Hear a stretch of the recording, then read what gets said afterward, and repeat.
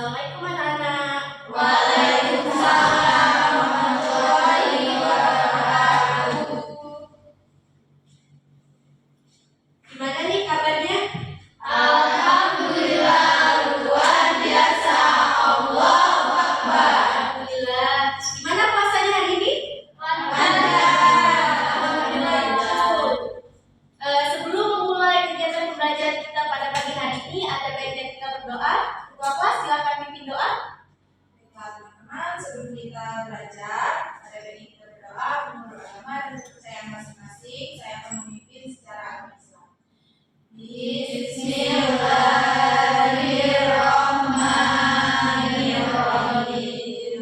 Rabbi sholli sadri wa yassirli amri wahlul 'uqdatam min lisani yafqahu qawli. Rabbi zidni ilma warzuqni fahma. Amin. Baiklah, pertama-tama kita ucapkan puji dan syukur atas kehadiran Allah Subhanahu wa taala sehingga hari ini kita dapat berkumpul di kelas ini untuk melaksanakan kegiatan pembelajaran PPKN. Selawat dan salam jangan lupa tetap tercurah kepada junjungan kita Nabi Muhammad SAW. Baiklah, sebelum memulai Ibu akan mengecek daftar hadir. Ayu Purwaningsih hadir, Bu. Dian Hadir. Devi Hadir, Bu. Nesya, Saya Bu. Nita, Hadir. Otsa, Hadir, Bu. Fionika, Saya, Bu. Mira, Hadir, Bu. masuk semua ya. Ya, Bu.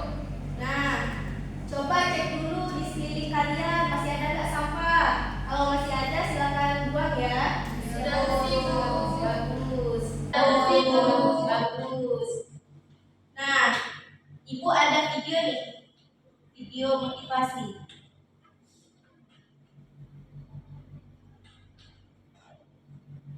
Nah, silakan kalian tonton ya dan kalian renungi. Kita belajar berjam-jam hari-hari, mengerjakan tugas, kita stres tertekan dari sekolah, diam, dengar, catat, dan hafal. Berbagai terus menggunakan semua hafal kita sangat banyak. Setelah ulangan, supaya kita belajar sangat mudah terjemahkan yang dijalankan dalam sekolah, sekolah dari kita kami sekali sadar langsung jalan gimana bisa pintar kalau dikit-dikit tantangan sendiri sekolah menyiapkan jawaban kami yang kita pelajari adalah semua yang sudah menjadi salah di Indonesia sendiri masa depan kalau tidak pernah berada di tengah Indonesia depan jadi suatu apa sih.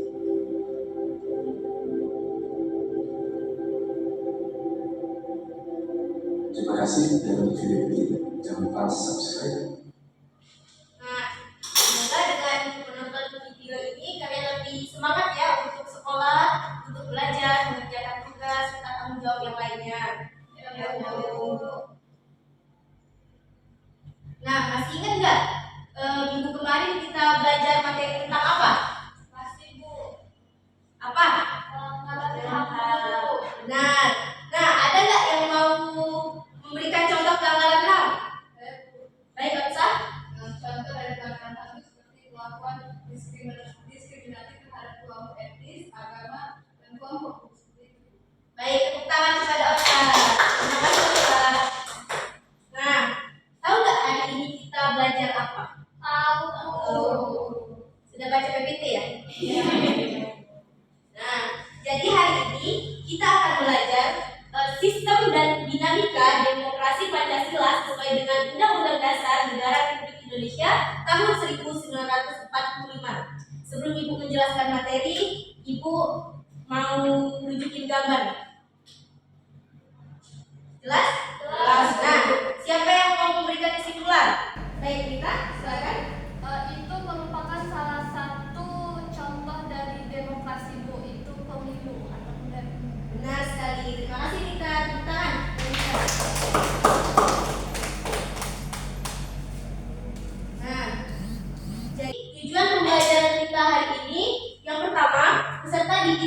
akan mampu menelaah hakikat demokrasi sesuai dengan Undang-Undang Dasar Negara Republik Indonesia 1945. Yang kedua, peserta didik diharapkan mampu menganalisis periodisasi perkembangan demokrasi di Indonesia. Nah, lanjut ke pengertian demokrasi. Nah, istilah demokrasi ini berasal dari dua kata, berasal dari bahasa Yunani, yaitu demos, benar, dan kratos. demos artinya rakyat, kratos pemerintahan. Jadi dapat disimpulkan demokrasi merupakan pemerintahan rakyat. Nah, menurut Abraham Lincoln, demokrasi adalah pemerintahan dari rakyat, oleh rakyat, dan untuk rakyat. Ini pasti kalian pernah dengar kan sebelumnya kan? Nah, baiklah kita lanjut ke asas demokrasi. Asas demokrasi ini ada dua. Yang pertama, pengakuan partisipasi rakyat dalam pemerintahan. Nah, di sini adanya jaminan terhadap rakyat untuk dapat berpartisipasi dalam menentukan kebijakan negara dengan perlindungan hukum berupa perundang-undangan yang berlaku. Jadi, rakyat atau kita dapat ikut berperan sesuai status dan kompetensi yang masing-masing dengan batasan-batasan peraturan yang berlaku. Yang kedua, pengakuan hak dan martabat manusia. Jaminan hukum terdapat pelaksanaan hak asasi manusia juga terdapat di konstitusi, yaitu pasal 27 sampai pasal 34 Undang-Undang Dasar 1945 dan peraturan-peraturan pelaksanaan lainnya. Nah, lanjut ke prinsip demokrasi. Coba sebutkan salah satu yang kalian tahu. Saya Bu, Nah, apa? prinsip demokrasi itu salah satunya kedaulatan rakyat Bu. Nah, kawan lanjutkan. Mereka Ya Bu, jadi prinsip demokrasi itu harus bebas dan jujur. benar, tepuk tangan. Nah, seperti yang selanjutnya pemilihan yang bebas dan jujur, terus persamaan hak di depan hukum, proses hukum yang wajar, terus pembatasan pemerintahan secara periodisasi demokrasi di Indonesia.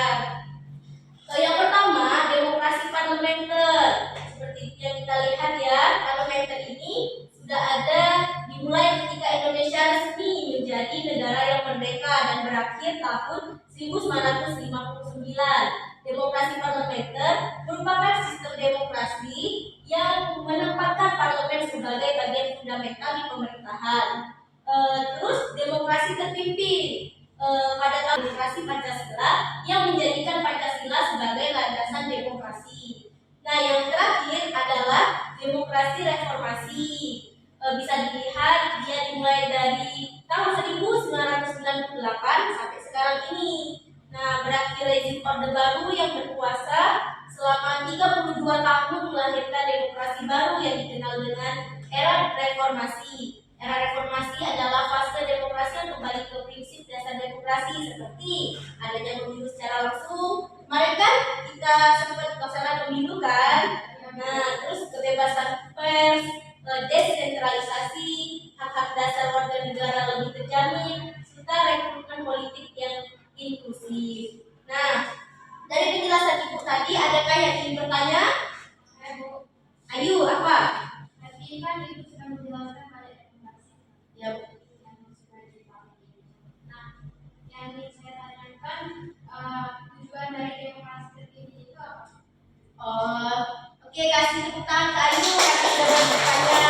Nah, jadi Ayu dan teman-teman sekalian, tujuan dari demokrasi terpimpin itu yaitu pada masa demokrasi parlemen atau liberal itu kan kondisi politiknya tuh belum stabil. Nah, tujuan dari demokrasi terpimpin ini untuk menstabilkan situasi politik pada masa itu, untuk memperbaiki sistem politik lah istilahnya. Gimana? Paham? Oke. Nah, setelah ini Ibu akan membagi kalian menjadi 2 kelompok untuk mengerjakan LKPD yang telah dipersiapkan. Nah, kelompok 1 Nita Oksa Wiradian, silahkan bergabung ke kelompoknya. Lalu kelompok 2 ada Sionesia Ayu Albatia dan Debbie. Nah, jadi silahkan bentuk agak lingkaran ya.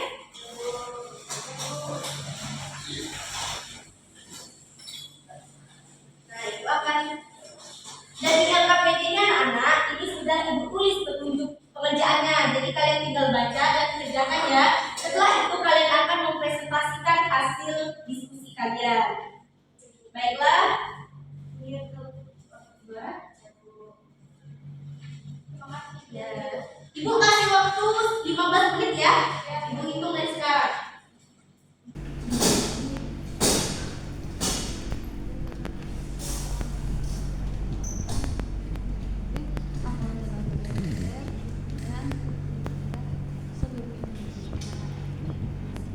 Sudah selesai.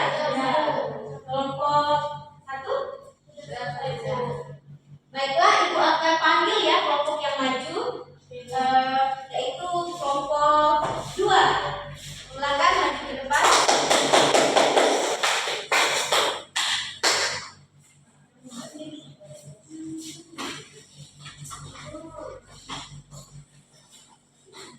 Baik, kami akan mempresentasikan hasil kami dari kelompok 2.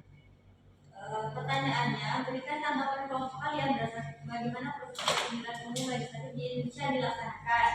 Nah, proses pemilihan umum legislatif di Indonesia melibatkan berbagai tahapan, mulai dari pendaftaran calon anggota DPR, kampanye politik, hingga pemungutan suara pada hari atau hari pemilu. Nah, warga negara yang memenuhi syarat untuk diwakilkan dari calon-calon legislatif dan lain-lain sebagainya. Nah, untuk mewakili kepentingan mereka sendiri dan menjaga juga akuntabilitas dari pemerintahan, seperti itu hasil presentasi dari kelompok kami.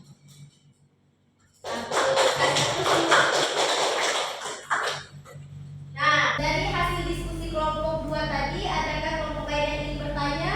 Saya, Bu. Ira, silakan. Jadi pertanyaannya, mengapa penyelenggaraan pemilihan umum legislatif ini di Indonesia sangat penting? Kelompok 2 silakan menanggapi. Izin menjawab Ibu atas pertanyaan Wira. Jadi penyelenggaraan pemilihan umum legislatif di Indonesia penting karena merupakan salah satu pilar utama dalam sistem demokrasi. Pemilu ini memberikan hak kepada warga negara untuk memilih wakil-wakilnya di parlemen, sehingga memungkinkan mereka untuk berpartisipasi dalam proses pembuatan keputusan politik dan mewakili kepentingan mereka di pemerintahan. Terima kasih, Bu. Baik, kasih close. Gimana Mira, udah paham? Paham Ibu? Oke, silakan kelompok 2 untuk duduk ke tempat masing-masing. Terima kasih ya. Buat kalian. Nah, jadi di sini melalui hasil diskusi kita tadi dan apa yang telah kita pelajari hari ini, Ibu mau memberikan kesimpulan ya. Demokrasi itu merupakan suatu bentuk pemerintahan yang menempatkan rakyat pada posisi tertinggi, kekuasaan tertinggi. Nah, dalam dan melalui kita yang masih sedikit, adakah yang memberikan refleksi? Saya, Bu. Nah, kita Pembelajaran hari ini sangat menyenangkan, Bu, terutama bisa memahami tentang sistem dinamika demokrasi dan bagaimana demokrasi di Indonesia itu sendiri, Bu. baik, tangan pada kita. Nah, untuk tindak lanjut, Ibu ingin memberikan kalian tugas. Nah, kalian baca, pahami, dan cari ya materi tentang sistem hukum dan peradilan di Indonesia. Boleh catat ya tugasnya. Nah, nanti minggu depan akan kita bahas dan kita diskusikan lagi. Nah, karena waktu kita